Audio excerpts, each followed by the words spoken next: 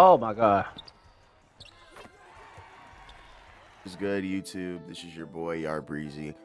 Today I have some rec center gameplay for you guys. In this game I damn near dropped 50 points, so please drop a like and subscribe for that. It's a big deal. I think people have been struggling on this game, and I've had some bad games, but I'll say I've had more good games than worse ones, especially after figuring out my animations and how to dribble. So I will be dropping a dribble tutorial and my jump shot as well. But let's get into this rec center gameplay right here. Easy pick and roll, and then I just kind of go in for the lay. I'm telling you, this build is really fast. People can't guard it off of the pick and roll. So this comes down to my badges. I think this game is really good because this my build is really good because I have a really good layup. It's an 85 driving layup, and my SIGs help me, and then I have big body screens for my center, Glitchy Z. So it's pretty much easy money every possession as long as we have 4 or 5 people. Right there, that's just a bad shot in my opinion. I didn't time it. That was just horrible timing, but you'll see I start making my faders because I damn near dropped 50 points in this game. But as a whole, I think this game is very good. The mid-range is overpowered, and you're definitely going to see that in this gameplay. So be on the lookout for the mid-range faders. And I don't know, the pick and roll is definitely the meta. I don't think ISO is the meta right there. I just do a little taunt, and then I can get to the lane easily. It's pretty easy. Like, if they're going to give me the lane, I'm going to drive every time. And this is more of a scoring guard. It has playmaking potential for sure. But in general, this is definitely more of a scorer. So I work in the mid-range. I prioritize 2s over 3s. I know that's not something that everybody does. I know a lot of people prefer to 3 hunt, and that's why, we have those builds in the game where it's the 3-point shot hunters. But for me personally, I like to attack the mid-range because that's where you can break the zone, force people to pick up on certain areas, and then it allows you to kick out and be wide open on certain plays. So right here I'm just testing out my dribble moves, and then boom, fader. It's too easy because I'm telling you, if you get to your spots in this game, you will not miss. But right here I already have my takeover, so as you can see, 9 points, 1 assist. Like, I already have take. This build cannot defend. I'm guarding ball here because my lockdowns didn't want to switch, and I thought this guy was pretty horrible, so I was like, I could just take him, it doesn't matter. So right here, I'm getting bumped up the court, but it doesn't matter because my ball handle's so high, I don't really have to deal with anything. And then this guy's just reaching the entire time. And then right here, catch and shoot, wide open, bang. It's pretty easy. Like I was saying in my build breakdown video, I don't really play off the ball too much, but that catch and shoot is very nice. Now it's gold, so this gameplay is a little bit outdated, but in general, see, look, don't even have high defense, but I'm able to get the stop there. I'm telling you, this is more of a skill gap game. And then the 99 free throw puts me at the line. So I'm telling you, this build is underrated. I already have 13. The first quarter is almost over. But in general, I'm telling you, this build is nice. All right, so start of the second quarter, this is kind of an interesting play right here, but they don't capitalize as well. My center is horsing everything, so, and then wide open 3. It's too easy. Like, I'm telling you, this build is really, really good. It can attack on all 3 levels. So, I feel like it's kind of replaced that offensive threat from back in the day, if you guys remember that build. But in general, this build is really good. Like, I'm just able to get to any spot that I want. Like I said, the only drawback is the defense, but you really don't have to worry about that if you're in a 5-man. But I was like, I don't really care. We're going to be up by so much. I can already tell. I could have kicked it to my lockdown, but I know he wasn't really trusting his shot. And then, that's a bad shot. So I really should have just kicked to my lockdown in the corner. Bringing up the ball right here. Just doing some pick and roll stuff. Behind the backs, trying to get open. Kick it to the lockdown in the corner. It's just unfortunate. That's just how shooting in this game is sometimes. But everybody's just right here trying to get their badges. So, and like I said, my center horses everything. So anytime we put up a shot, we do have I'd say like an 80% chance of getting that rebound because he has a 99 O board. And then right there, I just get a catch and shoot. But like I said, I don't play off the ball majority of the time, but when I do, it does work. So it's pretty nice to be able to catch and shoot on a point guard build. And then an ankle breaker right there. Like I said, ankle breakers are really, really easy this year. I think I said that in my build breakdown video. You can easily get an ankle breaker just by doing a couple moves, sometimes even one move. And then that allows you to kind of get open and shake the defender, get him off you. Look at that pass again. But once again, the lockdown misses. Like I said, don't really take this gameplay with a grain of salt. He doesn't have his badges, but right here, we're kind of trying to run the break defensively. These guys obviously don't have their badges either.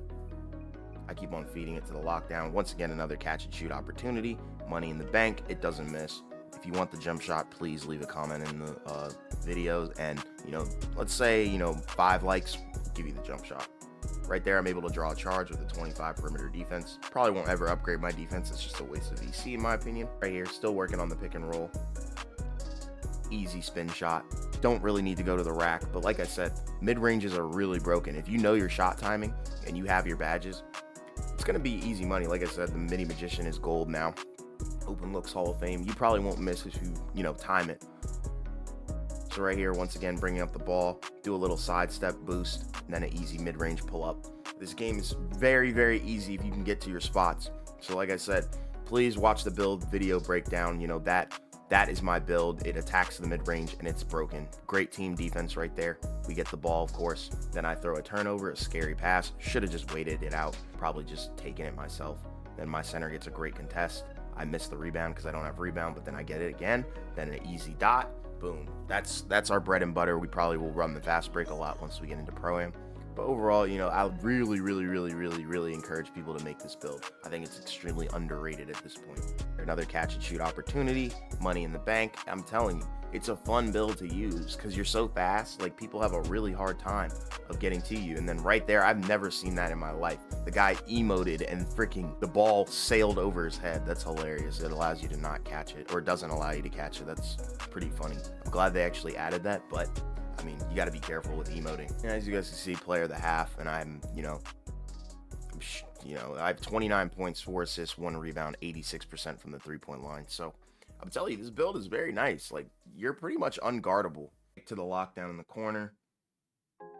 Should have probably let the AI shoot it, but made him jump, and then and one shot close. I'm telling you, this build is nice, and that silver whistle really helps you, but I'm able to time it perfectly. And then with the 99 free throw, you're not going to miss at the line. So you can finish over big men. You just got to, there's a skill gap. You just got to time the layups. Make sure that you be smart with it. Don't be dumb like 23's finishing. 23 is horrible in my opinion. I think it's the worst 2K of all time. Right here, more pick and roll action. I'm just trying to get open, dance behind the screen, find the lock. Money in the bank. So that's really our bread and butter, is the pick and roll, and it'll get other people open.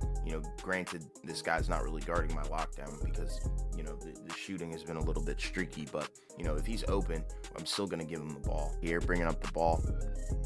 He's trying to bump me, but I'm like, I'm just gonna go to my left then, if you guys want to do that. So off the screen, boom, step back, money in the bank. So and I'll get the ankle breaker as well, but Space Creator activates it, everything. So I'm telling you, that open looks badge and everything like that, all the badges working in sync with your jump shot timing, you're not gonna miss.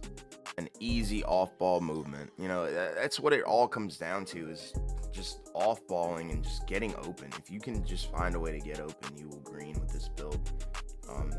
I feel like this build has somewhat of a skill gap because you are, attempting difficult shots. If you guys remember that badge, so you are attempting some hard shots, but if you can get that timing down, I'm telling you, this build could potentially break the meta and seep into that Pro-Am meta where you're attacking that mid-range and breaking the zone. Right here, spot up once again, money. I only missed 1 3, and that was the pull-up 3 that I had at the beginning of the game. So that just goes to show you that you don't need a 90-something 3, and that's what I was thinking. I was like, I feel like the 90 plus 3 is very overkill in my opinion. So it is what it is. And I think an 86 3 is clearly serviceable. As you can see, I've only missed 1 3 in this gameplay. So this is all for the people who were a little bit hesitant to see my build or to make my build without me showcasing any gameplay. So here's the gameplay, and I'll probably upload another gameplay, but I really want to get into Pro-Am very soon. I'm just waiting for a couple of my teammates to be closer to Pro-Am ready, if that makes sense. Badges, attributes, and whatnot. So I'm looking forward to playing Pro-Am. I can't wait to see this build break the meta. And then right here, bringing up the ball, kind of getting pressed out and double teamed, something that's probably more likely to happen in Pro-Am, and then I find my lock wide open. My center gets the rebound, and then an easy drop step. Like I said, we're most likely going to get the O board if he's down there, so it's always nice to have a great center on your team. I feel like the make or break positions are definitely the center and the point guard, so you kind of want to have, the most competent players at those positions playing them. And right here, I'm just, take the layup, easy lay. If they're going to give it to me, they're going to give it to me. I noticed they were playing high, so I was like, well, I can beat both these guys with their speed. And I know that's a big discussion, is like, speed versus strength, as as I take the charge right there with no defense. But that's been the biggest discussion before the game came out, was speed versus strength. And I would definitely say, as a guard, don't go strength. There's no point, but you should definitely go speed. But if you're a bigger guy, I'd say strength over speed. But in terms of what your guard can do, and as you can see, I'm just taunting right there. But yeah, as a guard, I would say, go for that speed, because it kills. A lot of these guys don't have the highest speed ratings, and I'm glad they made speed matter to the point where it can win you a game or win you a positional battle at sometimes. And right here, bringing up the ball once again, I realized that they're playing single coverage. I'm like, I can get a wide open three. I didn't shoot, but right here I do. I was like, okay, nobody's gonna guard me, whatever. I was like, let me just try and get my agent three up a little bit higher. Or not higher, but maintain it, because I can only get it silver, and as you can see, it's pretty serviceable in my opinion, so no worries there. My lock's wide open in the corner, so I'm just like, let me just feed this guy. But I'm pretty sure this is pretty much the end of the gameplay. Not much really happens. I do think I score another three, but I'll probably leave that out just for the sake of time and whatnot. But this game is very easy. And as you guys see, I finished with 48 points, 12 assists, shooting 18 for 20 with 10 for 11 threes. So, the build is serviceable. So I feel like this should, dumb down any doubts that anybody has on this build. Overall, I think it's very serviceable. Very easy to use once you get used to the timing, and I definitely suggest everybody uses release. I'm going to stand by that. As you can see, I'm getting a ton of XP. Now I have Giant Slayer Hall of Fame, Ankle Breaker Hall of Fame. So, I'm getting the XP, so it's broken in my opinion. But once again, I appreciate everybody who stayed through this entire video. Get this video to 5 likes. I'll drop the dribble tutorial to show y'all how to move like me. And please don't forget to like and subscribe, and I'll see you guys on the next upload.